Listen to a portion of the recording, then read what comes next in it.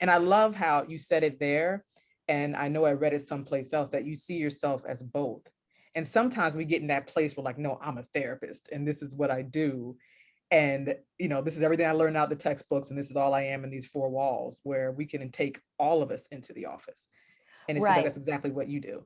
Right. I mean, I say, and maybe you should talk to someone, and also in my TED talk, that I feel like a lot of times I'm an editor in the therapy room when I'm sitting in the Mm. therapist chair, that people come in with a story.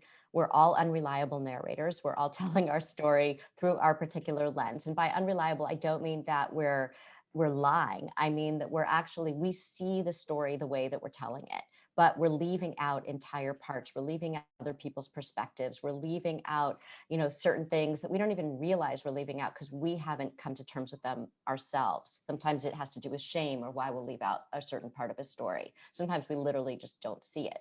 And so I help people because they feel stuck. They're stuck in their story. Something is not working. And I'm there to help them to get to the next chapter, to edit the story, to see what the problems are in the story and help them to move forward.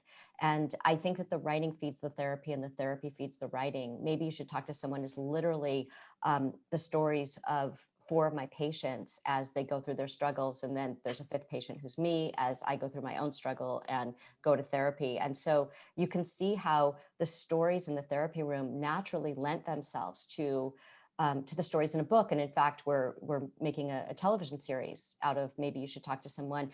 And there's very little to change in terms of the structure, because the structure of therapy is like the structure of a television show where, every week something new is happening.